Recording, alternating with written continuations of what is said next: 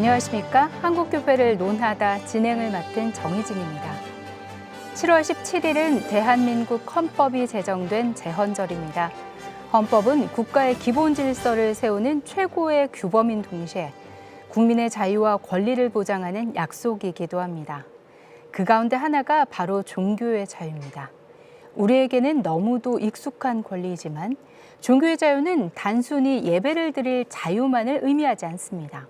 신앙을 고백하고 종교를 선택하거나 선택하지 않을 자유, 자신의 신념과 양심에 따라 살아갈 자유까지 포함하는 소중한 헌법적 가치입니다. 오늘 한국교회를 논하다에서는 제헌절을 맞아 헌법이 보장하는 종교의 자유 의미를 다시 생각해보고 한국교회는 이 소중한 자유를 어떻게 지키고 또 어떻게 책임 있게 사용해야 할지 함께 이야기 나눠보겠습니다. 7월 17일 제헌절, 대한민국 헌법은 국민의 자유와 권리를 보장하며 민주공화국의 기초를 세웠다. 헌법 제20조는 모든 국민에게 종교의 자유를 보장하고 국가는 어떠한 종교도 인정하거나 우대하지 않는다고 규정하고 있다. 종교의 자유는 예배를 드릴 자유를 넘어 신앙을 고백하고 종교를 선택하며 교육하고 양심에 따라 살아갈 자유를 포함하는 대한민국의 중요한 기본권이다. 그러나 시대가 변화하면서 종교의 자유를 둘러싼 환경도 달라지고 있다. 코로나19를 거치며 공공의 안정과 종교의 자유 사이의 균형이 중요한 과제로 떠올랐고 차별금지법 제정 논의, 기독사학의 자율성, 종교단체의 법인 운영을 둘러싼 논의 등 다양한 영역에서 새로운 논의가 이어지고 있다. 동시에 종교의 자유는 권리인 만큼 사회적 책임도 함께 요구받고 있다. 자유와 책임, 권리와 공공성, 대한민국 헌법이 보장하는 종교의 자유는 오늘 우리 사회에서 어떤 의미를 가지며 한국교회는 이 가치를 어떻게 지켜나가야 할까? 오늘 한국교회를 논하다에서 함께 논의해본다. 함께 말씀 나누실 출연자를 소개하겠습니다. 먼저 수원중앙침례교회 고명진 목사님 나와주셨습니다. 어서 오십시오. 안녕하세요. 반갑습니다. 감사원장을 역임하신 법무법인 하정의 최재형 변호사님 자리하셨습니다. 네, 안녕하십니까. 예, 반갑습니다. 법무법인 INS 대표이신 조영길 변호사님 함께하십니다. 어서 오십시오. 네, 반갑습니다. 7월 17일은 대한민국 헌법이 제정된 제헌절입니다. 헌법은 국민의 기본권을 보장하고 있죠. 그 가운데 하나가 바로 종교의 자유입니다. 먼저 헌법이 보장하는 종교의 자유는 어떤 의미를 가지는지, 오늘날 왜 더욱 중요한 가치가 되고 있는지를 최재형 변호사님께 여쭈겠습니다. 네. 종교 개혁 이후에 유럽은 한 30년 동안 전쟁을 겪으면서 수많은 희생자들이 발생했습니다. 그런 과정에서 이제 개인의 종교의 자유라는 개념이 등장을 했고요. 이것을 헌법상 제도로 처음 보장한 것은 미국의 수정헌법 제1조입니다. 내용이 이제 의회가 국교를 정하거나 종교의 자유를 제한하는 법률을 만들 수 없다라는 내용이었는데요. 이것이 이제 현대적 의미에서 종교의 자유와 그것을 보장하기 위한 헌법적 장치로서의 정교 분리에 대한 원칙이 확립됐다고 볼 수 있습니다. 종교의 자유가 가지는 특별한 의미는 종교적 동기에 의해서 행해지는 그 행위에 대해서는 종교적 그 동기가 없는 다른 어떤 행위보다는 좀 더 보호를 해야 된다라는 것과 또 그 종교적 행위에 대한 규제에 대해서는 다른 어떤 행위에 대한 것보다 더 엄격한 기준을 적용해야 한다는 것입니다. 최근에는 이제 국가의 권력이 증대하면서 국가가 이제 개인의 자유에 간섭하고 제한하는 일들이 굉장히 많아지고 있습니다.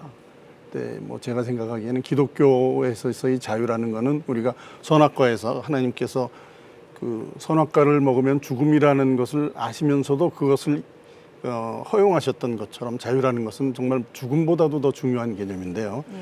이러한 자유를 제한하려는 최근에 국가적인 또는 사회적인 정치적인 어떤 이러한 세력으로부터 이제 기독교의 진리 안에서 자유를 수호하려는 교회의 다양한 국면에서 이제 교회와 이런 세력과 대립하는 양상 속에서 이 종교의 자유라는 헌법적 가치라는 것은 이러한 세력으로부터 종교의 신념을 지키고 우리 삶 가운데 그것을 실천할 수 있는, 그렇게 할 수 있도록 보호하는 헌법적 장치라는 점에서 종교의 자유가 오늘날 더 중요한 의미를 가진다고 보고 있습니다. 예, 목사님, 종교의 자유 얼마나 중요한 건가요? 태초에 하나님께서 천지를 창조하시고 온 모든 만물을 만드신 마지막에 사람을 만드시고 사람에게 하나님을 섬기는 또 하나님과의 사람과의 관계의 중요성을 가장 강조하셨는데요. 그게 성경의 가장 기본적인 진리인데 사람이 하나님을 떠나서는 살아갈 수가 없습니다. 인간 모든 사회 속에서 가장 중요한 게 그래서 사람을 말하기를 이게 소위 종교적인 존재, 뭐 종교적인 동물 이렇게 표현하는데 네. 하나님과의 관계 이것을 제약을 받거나 통제를 받는다는 것, 특히 나라의 어떤 권력이나 외부의 힘으로부터 받는다. 이건 있을 수 없는 일이죠. 그래서 종교의 자유성은 정말 중요한 가치다 이렇게 강조하죠.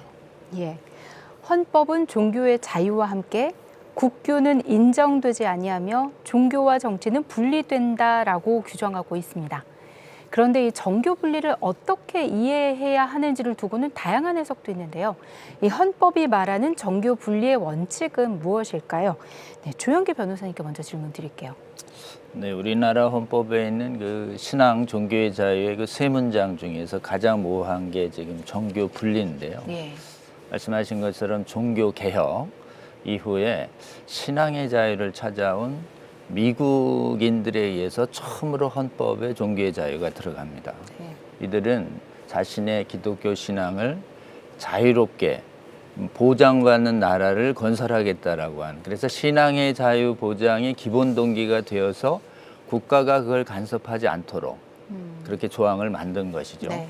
그중에 역사적으로 국교를 강요당하지 않는다. 국교 강요는 이제 가톨릭이고 이제 또 국가가 교회에 간섭하지 않는다. 그러니까 나라가 왕들이 성직자를 임명하지 않게 한다라고 하는 부분이 가장 핵심이었고, 기독교 신앙을 자유롭게 말하고 가르치고 전도할 자유를 보장한다는 게 핵심이었지, 성경의 기준과 자신들이 믿는 신앙의 기준을 가지고 국가의 정책이 잘못됐을 때 비판하지 말라는 내용은 사실은 이 헌법을 제정할 때 전혀 고려하지 않았습니다. 오히려 자유롭게 국가 통치자의 잘못을 꾸짖고 책망하고 돌아서도록 하는 그 자유를 보장하는 데 핵심이 있는데, 마지막 이 지금 국교 인정 안 한다, 신앙의 자유 보장한다는 게 원래 취지인데 뒤에 분리된다는 것을 이것만 확대 해석하고 역사적 배경을 모르면 서로 상호 간에 말하면 안 된다는 쪽으로 확대되면서 오히려 신앙적 기준을 가지고 국가 정책에 잘못된 것을 입을 막는 수단으로 이 분리 조항이 악용되고 있는 입법 정책과 실무가 나오고 있는 것이 사실은 신앙의 자유에 대한 그 본질적 이해가 왜곡되고 있는 시대에 우리가 좀 살고 있다, 이렇게 볼 수 있습니다. 변호사님 어떻게 생각하시는지요? 예.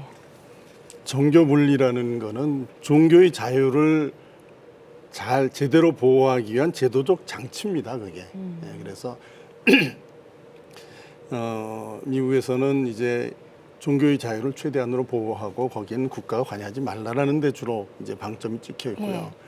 그러나 이제 그 프랑스 같은 경우는 조금 달라요. 거기는 네. 이제 국가와 그 교회 권력이 너무 이제 밀착돼 있어서 생기는 여러 가지 부작용과 갈등 때문에 이걸 분리하는 데 입장이 그 좀 방점이 있습니다. 그래서 약간 좀 접근 방식이 다르는데 대부분의 나라에서는 그렇기 때문에 이제 정교 분리에 관해서 원칙을 세우면서도 정교 분리에 관해서 뭔가 좀 하여튼 규정에 좀 어긋나는 점이 있다 하더라도 그것을 종교 단체나 그 거기에 부여했던 어떤 특권이나 뭐 예를 들면 뭐 면세라든지 뭐 여러 가지 특권들을 배제하는 그런 정도에서 그치는 것이지 거기에 대해서 뭐 어떤 그 형벌적인 제재나 이런 걸 가하는 예는 많지 않은데, 우리나라는 이제 교회의 정치 관여, 뭐 선거 개입 이런 거에 대해서 형벌적인 조항이 있어서 조금 이제 그 문제가 있습니다만, 어쨌든 정교 분리라는 것은 기본적으로 종교의 자유를 보호하기 위한 제도적 장치로서 규정된 것이다. 이제 그런 기준을 가지고서 이것을 보고 해석해야 될 것이라고 생각합니다. 예. 코로나 이야기를 안 할 수가 없을 것 같습니다. 코로나19 당시에 감염병 확산 방지를 위한 방역 조치와 예배 자유 사이에서 적지 않은 논란이 있었습니다. 그 경험이 우리 사회와 또 한국교회에 어떤 교훈을 남겼다고 보시는지 궁금합니다, 목사님. 예. 이게 방금 말씀하셨지만 감염병 확산 방지를 하는 방역 조치가 교회에 결정적으로 타격을 줬거든요. 예. 우리 교회가 예배당을 자진 폐쇄를 3번 했습니다. 네. 우리나라의 아주 유명한 중앙 일간지 첫 뉴스에 헤드라인 뉴스에 9,000명 교인 감염자 한 명도 없어 마스크가 다 뭐 이렇게 표현할 만큼 우리 교회를 이야기했는데요. 그때 강제적으로 예배를 못 드리게 했거든요. 이를테면 공간의 사이즈에 상관없이 규모에 상관없이 19명만 예배를 드려라.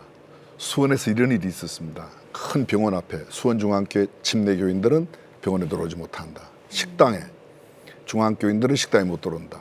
심지어 초등학교에 중앙교회 학생들 손들어 너네는 집에 가. 이게 실제로 있었던 일입니다. 심지어는 전철 괜찮았어요. 마트 괜찮았어요. 근데 예배당 공간은 3,000명이 들어가도 2,000명이 들어가도 무조건 19명만 들어가라? 이걸 법으로 제재한다는 것 자체가 이게 있을 수가 없는 일이라고 생각합니다. 그래서 교회가 아마 소리를 더 높이지 않았을까. 아니, 더 높였습니다. 예, 안타까웠던 경험을 말씀해 주셨는데요. 혹시 두 분 들으시면서 덧붙일 말씀 있으실까요? 지금 이제 방역의 필요성이라는 국가 정책 때문에 신앙의 자유를 그 중에서도 가장 중요한 자유가 예배의 자유인데 예. 예배의 자유를 그렇게 심하게 아주 이례적으로 교회 회집만 강하게 이렇게 규제하는 사고는 원래 신앙의 자유에 관한 역사적인 이해가 정확하다면 그렇게 도저히 발상상 할 수가 없습니다. 아까 얘기한 것처럼 모이는 걸 금지한다면 학교도 금지하고 국무회의도 금지하고 국회도 금지해야 되는데 다른 건 싹 허용하고 예배만 사실은 숫자적으로 제한하는 기독교의 역사적 전통과 서구의 근대사를 이해한다라는 측면에서 보면 사실은 도저히 있을 수 없는 특별한 교회의 예배만 집중적으로 제약하는 이런 부분들이 신앙의 자유에 관한 정확한 이해의 부족과 그다음에 오히려 신앙 자체를 적대하는 특정 이념 세력에 의해서 정책이 주도된 그런 의심을 저희들은 지울 수가 없고 이런 부분과 관련해서 신앙의 자유라고 하는 것은 저항과 투쟁을 통해서 지켜온 기독교 역사에 대한 이런 부분들을 다시 한번 돌아보게 되는 좋은 역설적으로 사실은 좋은 경험이었다 이렇게 볼 수 있습니다. 예. 종교의 자유는 헌법이 보장하는 권리이지만 그만큼 책임도 함께 요구가 됩니다. 한국교회는 이 종교의 자유를 어떻게 이해하고 또 어떻게 책임 있게 사용해야 할지 좀 이야기를 나눠보면 좋겠습니다. 먼저 목사님께 여쭐게요. 예. 사실 말입니다. 조금 전에도 언급되었는데 역사적으로 한통한 거 제가 이야기를 드리면 예. 14세기 패스트가 창궐 해서 유럽의 인구가 약 3분의 1이 없어질 만큼 네.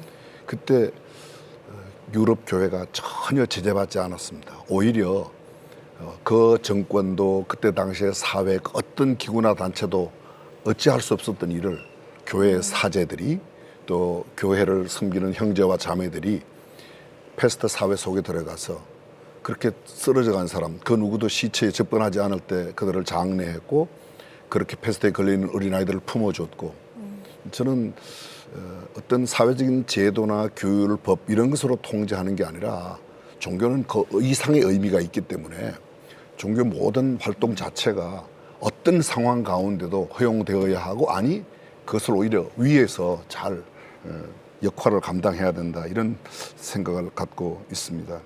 역사적으로 수많은 그 전염병이 확산되었지 않습니까? 근데 한 번도 사람의 힘으로 통제한 적이 없습니다.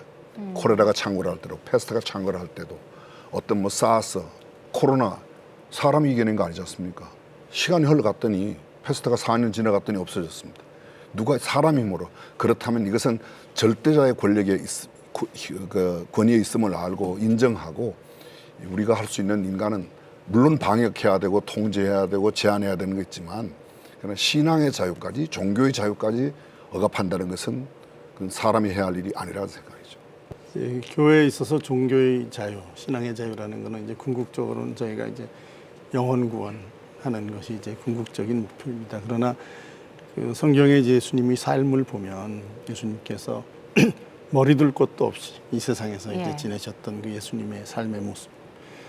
그리고 이제 예수님께서 병자를 고치시고 또 죽은 자를 살리시고 또 5천 명, 7천 명을 먹이실 때 그 성경 구절을 보면은 고통받는 무리들을 불쌍히 여기셨다. 또 비통하게 여기셨다. 이런 그 예수님의 그 마음이 성경에 기록되어 있습니다. 그래서 이제 우리 교회도 우리가 이제 누리는 종교의 자유 중요하고 이것은 우리가 꼭 지켜야 될 가치이지만 우리의 이 종교의 자유를 사회의 아픔 그리고 고통받는 자들의 아픔 이런 것들을 공감하고 또 그것을 치유하는 일에 사용하는데 우리가 게을리하지 않아야 되겠다. 이게 종교의 자유의 어떤 그 바른 사용의 형태를 우리 주님께서 친히 보여주셨다. 그래서 우리 교회도 그 길을 따라가는 것이 좋겠다라는 생각입니다. 한국교회를 논하다. 오늘은 제헌절을 맞아 헌법이 보장한 종교의 자유에 대해 짚어보고 종교의 자유를 둘러싼 현실적 쟁점을 짚어보고 있습니다. 최근 포괄적 차별금지법 제정을 둘러싸고 한국교회는 종교의 자유와 표현의 자유를 제한할 수 있다는 우려를 꾸준히 제기해 왔는데요. 현재 어떤 부분을 가장 주의 깊게 살펴봐야 하는지 좀 짚어보겠습니다. 조영기 변호사님께 질문 드릴게요. 국가 권력이 종교를 강요하는 걸 국교라고 그러는데요. 네. 국교라는 형태의 억압은 많이 사라지는데 네.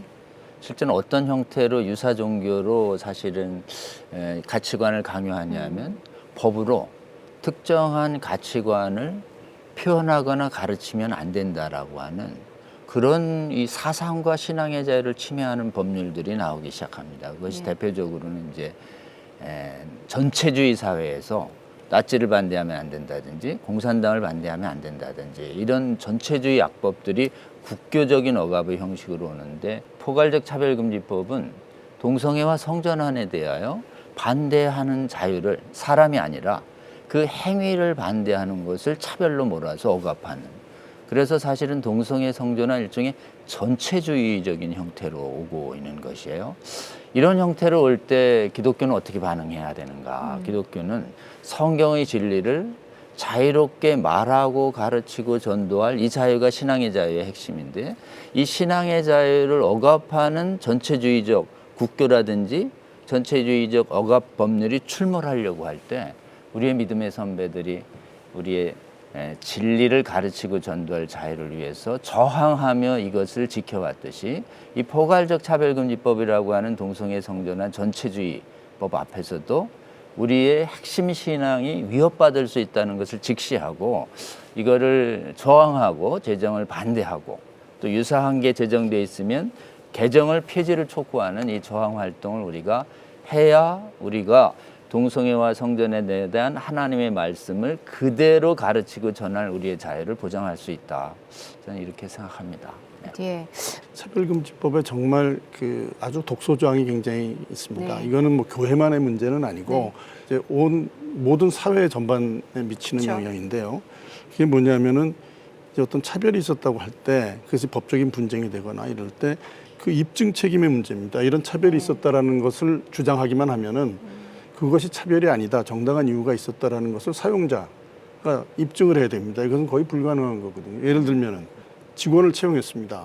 근데 뭐 남녀 구별 없이 그냥 응모를 해서 채용을 했는데 이제 어떤 사람이 자기가 안 됐어요.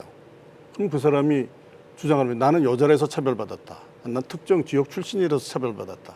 나는 키가 작아서 차별받았다. 이렇게 주장하면은 그렇지 않다는 모든 그 주장들에 대해서 그렇지 않다는 그 입증을 사용자가 해야 됩니다. 물론 지금 나와 있는 차별금지법안대로 통과될지 뭐 입법 과정에서 수정될지 모르지만 정말 가장 중요한 그 핵심은 독소 조항은 이렇게 입증 책임을 전환하는 거. 이거는 교회만의 문제가 아니다. 이런 걸 사회가 널리 좀 알고 이 문제 차별금지법의 문제에 대해서 국민적인 각성이 있으면 좋겠다라는 그런 생각을 하고요. 말씀하신 대로 이 헌법이 보장하는 종교의 자유와 또 차별 방지, 차별 금지, 이른바 평등권을 기반으로 한 이 법 제정 또 제도 마련 충돌하는 부분들이 있거든요. 이 부분의 조화를 어떻게 좀 이뤄가야 할까요, 목사님? 자유와 평등은 굉장히 소중한 두 개의 가치인데요. 예. 이게 충돌하거든요. 자유를 주면 평등이 깨어지고 평등하게 하려고 하다 보면 자유를 침해받게 되어 있습니다. 근데 이게 공존할 수 없는 두 개의 가치를 어떻게 아름답게 조화를 이루냐. 그래서 성경적 가치 사랑이 필요한 거죠. 프랑스 혁명의 3대 깃발이 자유, 평등, 박애거든요. 예. 자유를 강조하니까 평등이 이게 좀 피해를 받고요. 평등을 강조하니까 자유가 피해를 받습니다. 그래서 좀 사랑으로 이해하고 용서하자. 예. 가진 사람이 좀 나누어 주자. 또 많이 가진 사람을 내 부모라고 내 아들이라고 가장 없는 사람을 내 자녀라고 생각하면 나누어주고 섬겨주지 않겠냐. 사실은 우리 최재형 전 감사원장님께서 살아오신 삶의 배경에도 우리 변호사님 역시 마찬가지로 살아오신 삶의 배경에도 넉넉하게 조금이라도 가진 자들이 베풀고 섬기는 삶을 살 때 평등이 되지 자유 경쟁만 주면 어떤 면에서 시장 경제, 자유 시장 경제가 굉장히 좋지만 그렇게 하면 차등이 생기죠. 그래서 가진 사람들이 좀 나누기 위한 조세 제도라든지 있는 것처럼 자유, 평등, 박애, 성경적 가치, 사랑이 있어야 자유도 평등도 산다고 저는 생각합니다. 예. 기독교 학교 이야기를 좀 해보겠습니다. 기독교 학교 정체성과 자율성을 둘러싼 논의도 계속되고 있습니다. 기독교 학교는 건학 이념에 따라 종교 교육을 실시하고 신앙적인 가치관을 전하는 교육기관이기도 한데요. 이 기독교 학교가 건학 이념에 따라 종교 교육을 실시하는 자유를 놓고 논란이 있습니다. 이 문제 왜 중요한가요, 목사님? 사실은 가장 중요한 교육의 주체는 첫째 부모고요. 예. 두 번째는 공부하고 있는 당사자. 그리고 평생을 가르치기로 한 교사, 교수님들, 선생님들. 그 다음에 평생에 모은 재산을 갖고 교육 사역을 하겠다고 하는 분들. 이분들에게 상당한 부분의 교육 권한을 줘야 됩니다. 근데 지금 현재 대한민국 교육부와 교육청은 이렇게 되어 있습니다. 관리, 감독. 우리가 관리하고 우리가 감독하는 대로만 해라는 거예요. 그래서 교사 선발권이 학교에 없습니다. 예. 학교 선택권이 학생들에게 자유롭게 없습니다. 그래서 이 구역에 살면 너는 이 구역에 가야 돼. 너는 기독교인데도 불교 학교 가면 가야 돼. 최소한 내가 선택할 수 있는 권한마저도 없는 상태가 되어 있습니다. 대한민국의 너무 교육법 자체가 큰 문제다. 저는 우리 교회에서 학교를 2개나 세웠는데요. 근데 그 학교 운영에 있어서 학생 선발권, 교사 선발권, 그다음에 학생들도 학교 선택권, 학부모님도 선택권, 이걸 좀 보장해 주라. 그게 지금 현재 사학 미션을 비롯해서 대한민국에 의식 있는 사람들의 외침 아닌가 생각 그런 것이죠. 예, 기독교 학교 정체성 중요하다는 말씀을 해주셨는데요. 그렇다면 이러한 건학 이념이 실제 제도와 법률 속에서는 어떻게 보호받아야 할 것인지 중요한 과제가 아닐 수 없을 것 같습니다. 헌법이 보장하는 교육의 자유, 건학 이념 앞으로 어떻게 보호할 수 있을지 이야기를 좀 나눠보겠습니다, 변호사님. 네, 우리 헌법재판소나 대법원이 이 종교교육에 대해서 그 자율권을 충분히 보장하지 못하고 있어요. 얼마 전에 교사 선발권과 관련해서 교육법 조항이 위헌이다라고 한 것에 대해서 헌재에서 위헌이 아니다라고 판결했고요. 기독교 학교에서 이제 종교교육, 성경을 가르치거나 예배를 드리는 거 그걸 강제할 수 없다라고 대법원에서 이제 판결했습니다. 이 논리의 근본에는 저게 있습니다. 학생들이 자기가 원해서 그 학교 간 게 아니다. 교육받을 그러한 권리를 균등하게 보장한다라는 것이 이제 이런 강제 배정으로 인한 그 학교 선택권이나 교육에 관한 선택권 제한하는 논리였거든요. 근데 지금 보십시오. 과연 학생들이 입시에서 자유로워졌나요? 그 당시보다 제가 생각하기에는 훨씬 더 지금 학생들이 겪는 고통이 큽니다. 그럼에도 불구하고 이 평준화에 의한 강제 배정 이것을 과연 계속할 만한 헌법적인 그런 근거가 있는지에 대해서 우리는 근본적인 의문을 가지고 있습니다. 중요한 것은 선택권의 문제입니다. 그런데 이러한 선택권의 문제를 아까 말씀드린 것처럼 우리나라 그 법조계에서 잘 받아들이지 않는 이유 중에 또 하나의 논거는 뭐냐면은 국가가 재정 지원을 해준다. 그렇기 때문에 국가가 관여할 수 있다라는 것이 그 논리인데요. 국가가 재정 지원을 해주는 것은 뭐 보조금, 각종 보조금과 지원이 있죠. 그러나 그 지원을 해주는 것은 교육을 잘하라고 지원하는 주는 것이지 그게 국가가 개입할 모든 그 국가의 개입이나 제한을 정당화하기 위한 근거는 될 수 없습니다.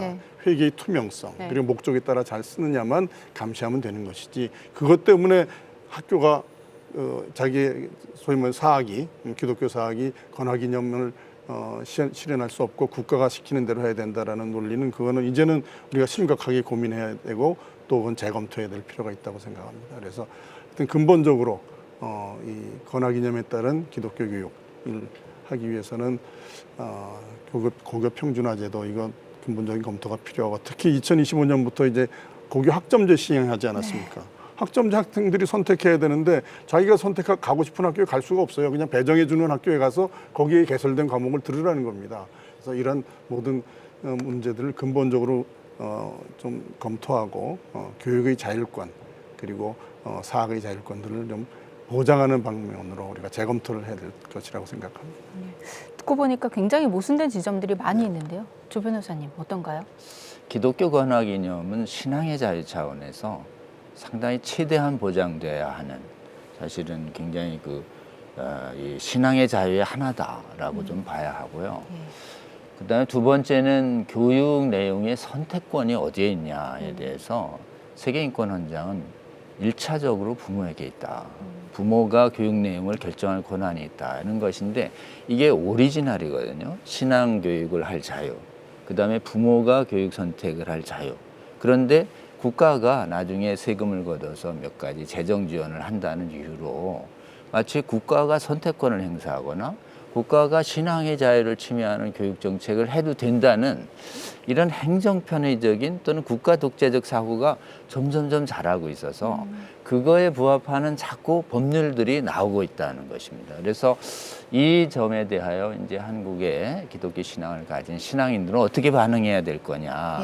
그것은 지금 이렇게 행정 편의적으로 국가가 모든 교육 내용에 관해서 또는 신앙의 자유를 침해하는 악한 교육 관련 법률들 또는 반성경적인 법률들 또는 교육의 부모의 선택권과 학생들의 수호권을 침해하는 법률들을 이게 자꾸 저항해야 이것이 아니다라고 하는 것이 있는 것이거든요. 그래서 저는 지금 정말 국가 권력이 비대해서 신앙의 자유를 예배의 자유뿐만 아니라 신앙 교육의 자유까지 또는 교육 선택까지 야금야금 침해하는 이 국가 권력이 비대해지는 법령에 상대를 해서 우리의 신앙의 자유를 수호하기 위한 저항운동이 필요한 시대다. 저항해야 우리의 신앙을 지킬 수 있다. 기독교 신앙을 가리킬 자유도 보장할 수 있으며 부모가 부적절한 예를 들면 동성애 성전환 정당화하는 그런 악한 국가교육 정책을 받지 않을 자유도 우리가 보장받을 수 있다라고 하는 부분에서 지금 사실은 새로운 시대에 새로운 저항운동이 좀 필요한 시대에 우리는 살고 있다 이렇게 보입니다. 공감도 공감이고요. 꼭 짚고 싶은 게 하나 있습니다. 이 대목에. 지금 이제 대한민국의 의무 교육기관 중에 있는 아이들 교육비가 작년 기준으로 1인당 약 한 1,400만 원 연간.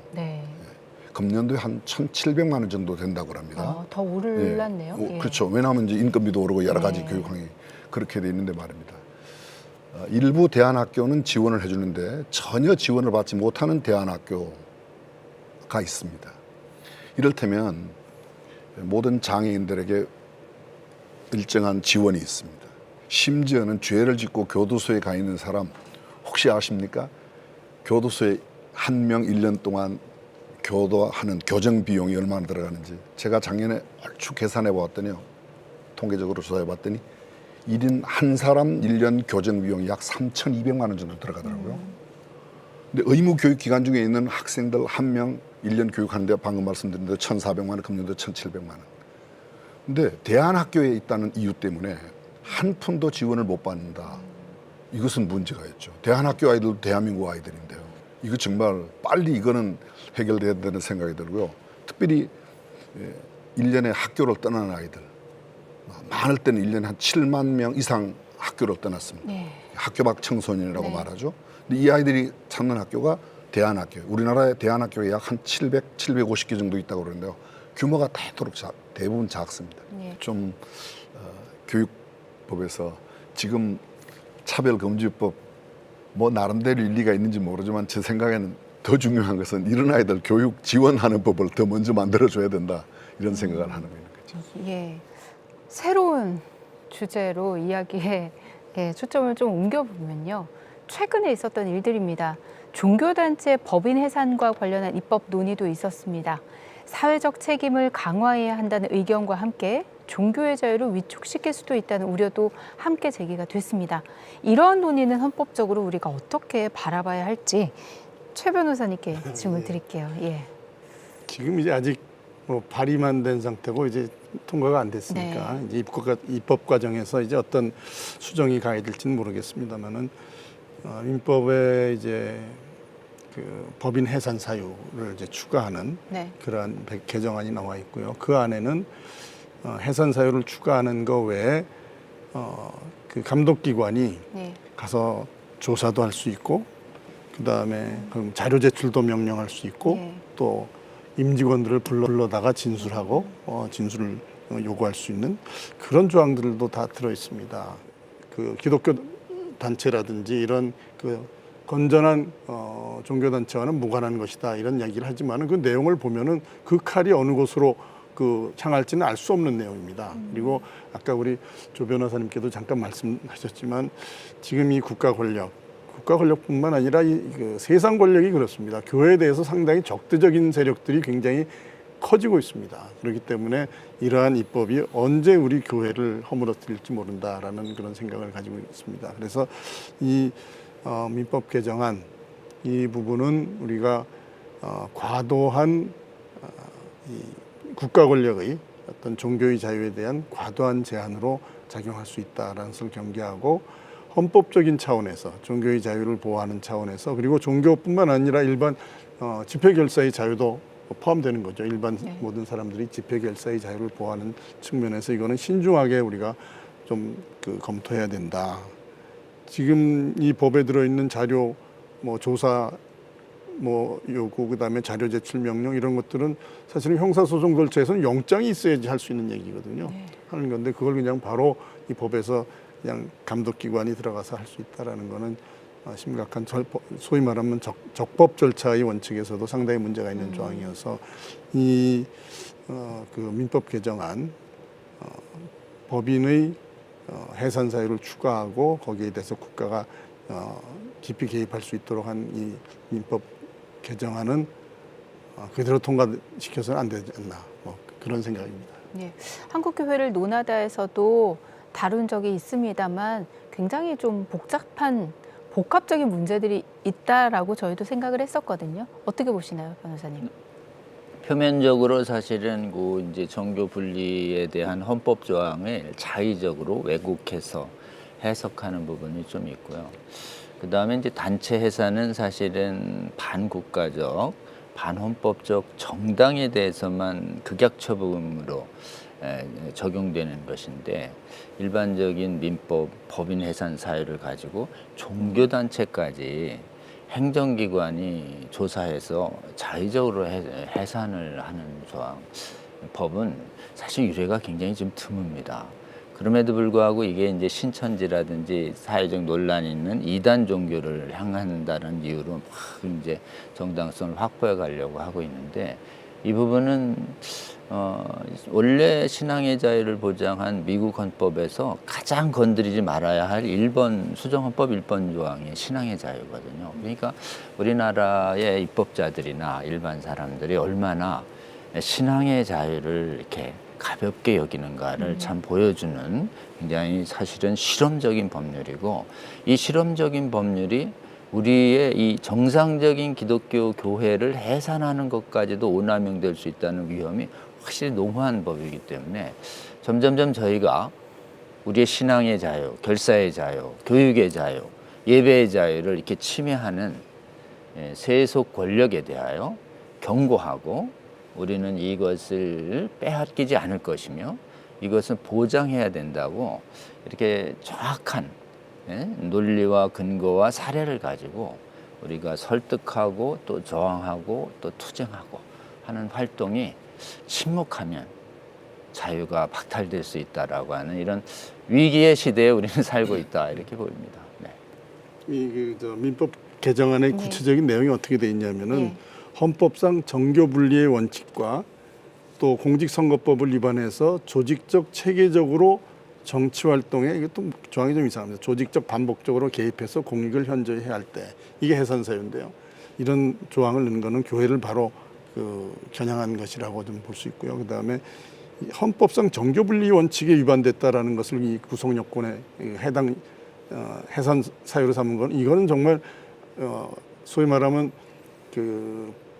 법 체계에 있어서 잘못된 게 헌법 조항 자체를 어떤 처벌이 근거라든지 행정처분이 근거로 삼는 거는 극히 외적입니다. 정교분리의 원칙이라는 것 자체도 상당히 다양한 개념을 가지고 있고 또 그 원칙에 대한 그 해석도 분분한데 그게 법인 해산 사유의 기준으로 들어간다. 이거는 그야말로 자의적인 이 사유의 적용을 하기 위한 문을 열어주는 거나 마찬가지다. 그래서 하여튼 오남용의 소지가 많은 법률이다. 이런 것도 한번 추가적으로 말씀드리고 싶습니다. 제가 볼 때 개인적인 그 법 위반 사태에 대한 법적 처분은 뭐 형법에 따라서 할 수 있는데 말이죠. 그것을 잘못해도 단체를 해산하고 단체 재산을 국가로 귀속시킨다. 이거는 굉장히 문제가 있고 방금 짚었지만 아주 예리하게 짚어주죠. 초도에도 말씀하시지 않습니까? 정교 분리의 그 본질적인 출발을 네. 두 분 변호사님께서 정말 정확하게 짚어주셨는데 한국 교회가 이런 면에서 교회는 법적인 어떤 전문 기관이 아니기 때문에 신앙 본의로 또 성경적 가치 기준으로 잘 분별해야 된다 이런 생각을 갖습니다. 목사님 오늘 많이 안타까운 마음을 표출해 주시는데 어쩔 수 없이 목사님이시기 때문에 제가 질문 하나를 좀 드릴 수밖에 없습니다. 네네. 종교의 자유를 지켜야 하는 만큼 또 한국교회가 우리 사회를 위해서 또 해야 되는 역할이 있지 않겠습니까?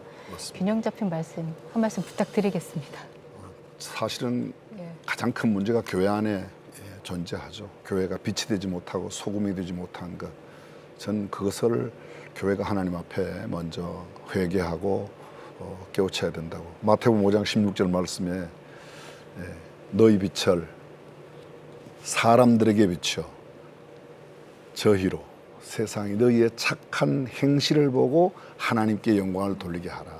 저는 한국교회가 한국교회의 믿음의 성도들이 빛된 삶, 소금된 삶을 삶으로 역시 믿는 사람들이 달라라는 그 사회의 반응을 불러내야 된다고 생각합니다.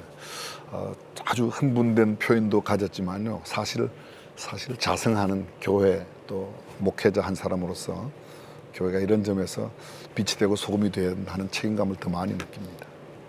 예. 어느새 마칠 시간이 다 됐습니다. 앞으로 한국교회가 종교의 자유를 지켜가기 위한 과제, 또 한국교회와 성도들에게 당부하고 싶은 말씀 무엇인지 한 분씩 부탁드리겠습니다. 변호사님께. 예. 그냥 저는 뭐 신앙적인 차원에서 말씀드리겠습니다. 예. 주님께서 이제 마지막 때 믿음을 보겠느냐 이런 말씀하셨잖아요. 아마 앞으로도 정치 권력, 이 세상 권력과 이 교회의 충돌 계속될 겁니다. 더 이제 그 교회에 대한 간섭이나 이러한 그 제한이 더 강화될 예. 것이라고 저는 예상을 하고요. 그렇기 때문에 우리가 사람의 힘이나 지혜, 뭐 최대한 그걸 다 해야 되겠죠. 그러나 거기에만 의지하지 않고 하나님의 능력과 하나님의 시간에 대한 믿음을 가지고 또 세상이 감당할 수 없는 고난을 두려워하지 않는 믿음을 가지고 우리가 신앙의 원칙을 지켜나가는 것, 그것이 우리 기독교계가 해야 될 일이고 저는 또 법조인으로서 또 법적인 서포트 하는 것도 이제 열심히 노력하겠습니다. 변호사님. 네, 저희 현재 우리 기독교가 또 누리고 있는 신앙의 자유, 또 이것을 온전하게 보장받기 위해서 헌법에 신앙의 자유를 사실을 넣었는데 계속 신앙의 자유 부분들에 대한 그 역사적인 또는 기독교 교회사적인 의미에 대한 정확한 이해가 없으니까 그 후에 만들어진 이제 민주국가라고 하는 의회법들이 점점 오히려 국가 권력이 자꾸 비대해지면서 옛날에 황제나 왕의 이름으로 신앙의 자유를 침해했던 사례들이 유사한 것들이 자꾸 나오고 있다. 네. 그래서 국가 권력을 민주주의라는 이름으로 동성애나 성전환 정당화 세력이 잡으면 동성애 성전환을 반대 못하게 하는 이 반성경적 가치관을 포괄적 차별법 만들어서 강요하고 또 국가가 모든 교육기관의 내용을 정해야 된다는 내용이 없어요, 어디에도. 그럼에도 불구하고 국가가 재정을 한다는 이유로 교육 과정에 이건 가르치면 되고 이건 가르치면 안 된다 이러면서 유물진화론이라든지 반성경적인 가치관이 교육기관에서 강요되니까 많은 신앙인들이 대안학교를 만들어서 공교육으로부터 좀 탈출하려고 하는 것이죠. 예배도 그렇고 여러 가지 또 심지어 특정한 몇 가지 행동을 가지고 단체 해상까지 만들어내는 이런 데까지 지금 점점점 국가 권력을 통해서 신앙의 자유가 침해될 때 우리의 믿음의 선배들은 신앙의 자유를 지키기 위해서 고난을 감수하면서 그것이 국가 권력의 오남용이라고 얘기를 했고 그것이 신앙의 자유를 침해하면 안 된다고 가르쳤고 필요하면 행동도 했으면 하면서 우리의 신앙을 지켜왔던 이 역사적인 교훈을 우리가 잘 바로 잡아서 우리가 신앙의 자유를 부당하게 침해하는 세상의 악법과 문화에 대해서 분연히 저항해야 한다. 그래야 우리의 소중한 신앙을 지켜갈 수 있다. 그래서 평온하게는 우리의 신앙의 자유가 지켜지지는 않는다라고 하는 이 역사적 교훈을 다시 한번 새기면 좋겠습니다. 예, 목사님. 저는 이 부분에 대해서 이렇게 제 개인적으로 생각을 많이 해왔는데요. 지금 현재 세상이 우리에게 알려주는 소식이 세상이 말하는 소리가 성경적 가치 기준으로 이게 절대 기준이니까 절대 기준으로 무엇이 가능하고 무엇이 안 된다. 옳은 것은 옳다고 성경적으로 이야기하고 아닌 것은 방금 말했던 저항권 뭐 우리가 할 수 있는 모든 힘을 다 동원해서 때로는 생명을 들여서라도 두 개의 권위가 충돌하면 세상의 권위하고 절대적인 영적인 권위하고 충돌하면 우리는 더 큰 권위를 따를 수밖에 없었습니까? 우선권을 어디에 둘까? 우리 최재형 변호사님께서 말씀하신 대로 반성경적인 것은 단호히 거부하고 성경적인 가치로서의 그 중요성을 우리가 주장해야 된다는 생각을 갖습니다. 그래서 성경도 바로 알아야 되고 또 세상의 소리를 무엇이 성경에 옳고 그른가를 정확하게 불문해서 성경과 조금 달라도 이건 다른 것이다. 차이로 볼 것이 아니라 이것은 다른 것이라고 완전히 잘못된 것이라고 하는 정확한 분별력을 우리가 가질 때 정말 이 어려운 시대를 승리하지 않을까 이런 생각을 갖습니다. 한국교회를 논하다. 오늘은 제헌절을 맞아 헌법이 보장하는 종교의 자유 의미와 한국교회 과제에 대해 함께 이야기 나눠봤습니다. 종교의 자유는 대한민국 헌법이 보장하는 기본권인 동시에 모든 국민이 함께 존중해야 할 소중한 가치입니다. 한국교회가 헌법이 보장한 종교의 자유를 소중히 지키는 동시에 우리 사회 또 우리 국민들과 함께 더욱 적극적으로 소통하며 공공의 선을 이루는 역할도 계속 감당해 나가기를 기대합니다.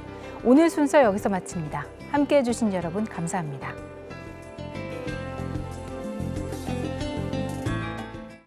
이 프로그램은 여러분의 미디어 선교 후원으로 제작되었습니다. 선교는 사명, 후원은 동역. 당신도 복음을 전할 수 있습니다. 선교 후원 02-6333-1000번